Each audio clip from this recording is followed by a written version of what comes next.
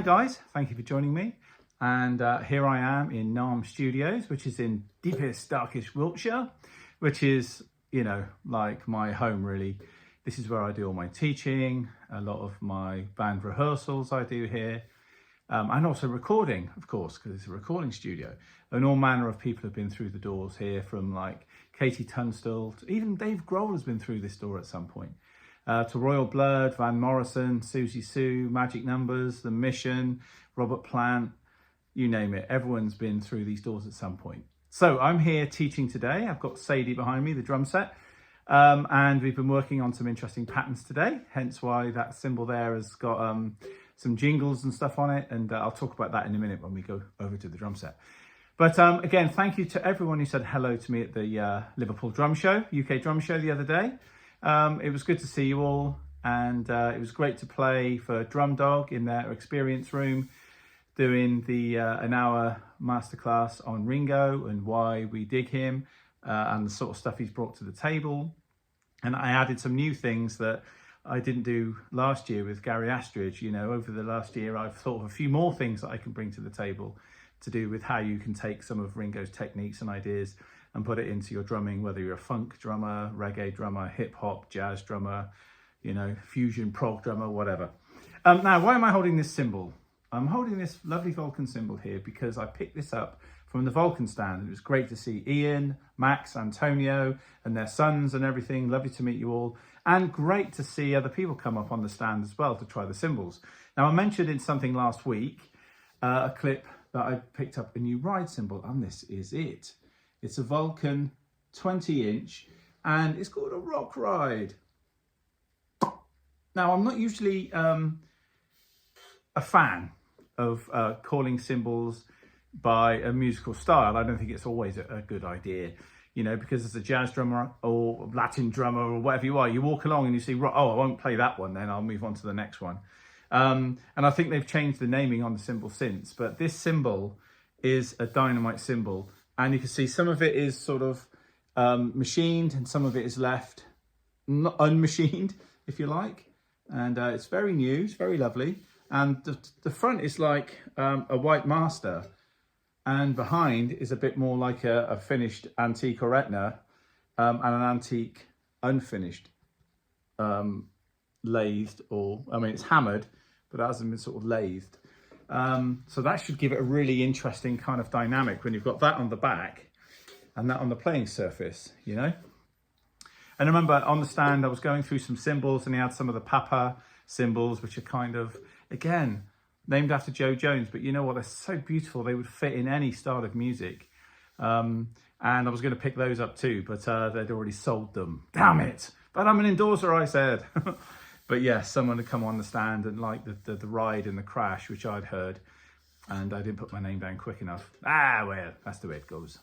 So yes, I picked the cymbal up. I didn't go there expecting to, because as you guys know from the clips I post, I've been with Vulcan for about 15 years now. They're superb cymbals, just beautiful. And as I say, we keep getting people who are kind of endorsed by other companies coming on, saying onto the stand or whatever, or to clinics when I'm using them, saying, God, these are beautiful, but I've got to deal with Zildjian or Sabian or Meinl, and it's a pretty sweet deal. I don't want to leave it, you know, but these cymbals are pretty killer, you know, so it's a shame we can't get some of those people on board. But hey, if you want to hear them, go to the website or go to Salop Music up in Shrewsbury, and Ian Richard would be more than happy. He's got a few cymbal trees of Vulcan cymbals. He'd be more than happy for you to go and try them out, but they're well worth the visit because they're, you know, they're amazing, and they're Vulcan. So come on, live long and prosper. Okay, so I'm going to put this onto the drum set so we can hear it. Yeah, let's see what it sounds like. Okay, so here we are behind the kit. And yeah, as usual, I've got my 7A Vic Firth here. And I've got, this time, not my Bopwork sticks, but I have got a Bebop 500 Veta, which I've been using for a little while, which are nice. But I do find the beads tend to sort of knacker up pretty quickly. But just wanted to give you an experience again. I know I've done this before, and sometimes it's hard for the sound to come through, you know, the microphone and sound as it does in the room, obviously, because you're not here with me. But the sort of stick you use does make a massive difference. Now, at the moment, I am rocking mostly the Vic Firth 5As, 7As, Veta 500 Bebop, and my few surviving Birdland botworks, which are my favorite for jazz. I mean, they're my ultimate.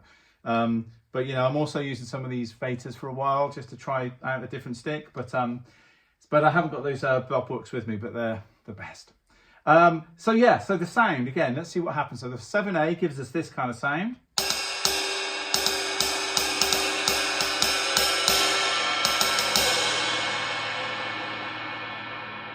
And then we got the Bebop 500. And the other stick. So even between those two Bebop 500s, we've got a different tone. This one's lower.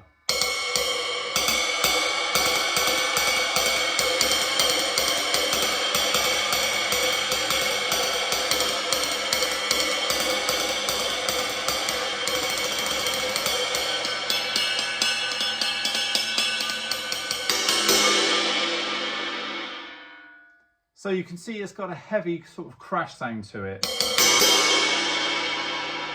which makes it a bit more like a rock ride. I can kind of see what they're saying. It's a very heavy sound, but when it's played with the right stick, this Bebop 500 for instance, or a Birdland Botwork stick,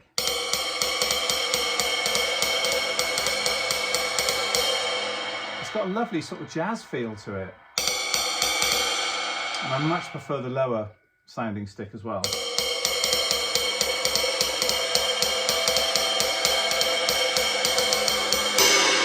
So a little lesson to be learned, when you go into drum stores, and please support them. I mean, buying online is okay, but one day when you need to go and get a pair of sticks at 5 o'clock and you've got a gig in the evening, you know, and there's no drum shops around, well, you get a do. So try and support your local drum stores. But yeah, don't just buy with your eyes, buy with your ears. So I could easily have walked past this rock ride and thought, nah, I'll leave that. But as it is, I've got another great 20-inch jazz ride that I can use. You know, with big band, it'd be nice with a 7A. I mean, I've got a 5A here, and I'm not going to play any rock with it. But I'm sure it does what it says on the tin for that. But I like the way that when I discovered it, I was playing a lighter stick, and all of a sudden it was like, you might as well get rid of this R-O-C-K written on here, and you could have put J-A-Z-Z. You know, you could have put jazz on there. But again, if you see a cymbal by any brand that's called a Latin, rock, funk, samba, reggae, jazz, prog, whatever cymbal, just try it out with the sticks that you use, because you'll be surprised. Because yeah, as I say, I could easily have walked past this bad boy and not picked him up. As it is, he's in the collection, and now I'm going to do a little bit of playing using it. Okay, so the headless drummer is now going to play a little bit with the cymbal. So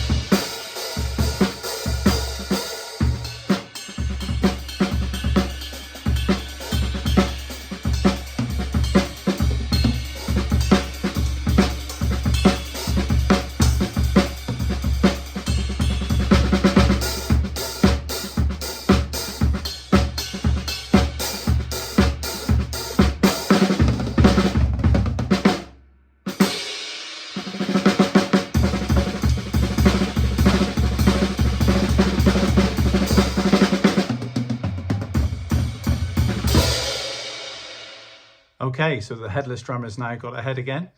And yeah, I'm really happy with that ride. It's very versatile. You know, I can lay into it if I want to. And all of that demonstration was with the more jazzier sounding sticks. So with a heavier pair of sticks, obviously I could lay into it a bit more and it's going to give a bit more back. But I was very happy. I went through different styles and different vibes that have Robisms, you know, and as I say, I'm very happy with it. And it's unusual that I am so happy with a 20-inch ride, because 22s are the sort of size that I usually go for. Back in the day, I always went for 20s because I was concerned about the volumes. But, you know, as the taste change and the bands I play with and music changes and recording techniques change and so on and so forth, and the demands for the music from the cymbals, I usually go for 21s, 22s. And that is thanks to Max at Vulcan originally sending me only 22-inch rides in the box when they came. So he kind of changed my mind 15 years ago. So thank you for that, Max. So there you go. So a few things. Remember, try different sticks with the ride cymbal. Take the sticks, all the sticks you use, take your stick bag to the drum shop to try out cymbals. Also, don't be afraid to try out old cymbals, second-hand cymbals, ones that look a bit gunky and a bit weird. Try them out, because you never know, that could be the sound you're looking for. Don't buy with your eyes, you know, buy with your ears. That is the main thing. That's what you should always be doing. Always buy with your ears. And also, don't be worried about what it says on the cymbal. If it says jazz ride, Latin ride, rock ride, so what? What does it matter? If you dig the sound and it works for you, then you buy that cymbal. That's what works. Okay, so as ever, guys, thanks for tuning in. Please like, share, subscribe. It really helps to grow the channel. You know, I'm not getting any money from this channel. I'm just trying to build it so we actually get to a point like that. So any support you can give is, you know, if you even took this little bit and sent it to another drummer saying, hey, check this out about a new cymbal and stuff, that would be really, really, really, really helpful. All right, so this is a Sunday. I've done my drum lessons for the day. I'm now going to go home and I've still got more work to do. But thanks for tuning in, and I'll catch you on the next video. Cheers, bye.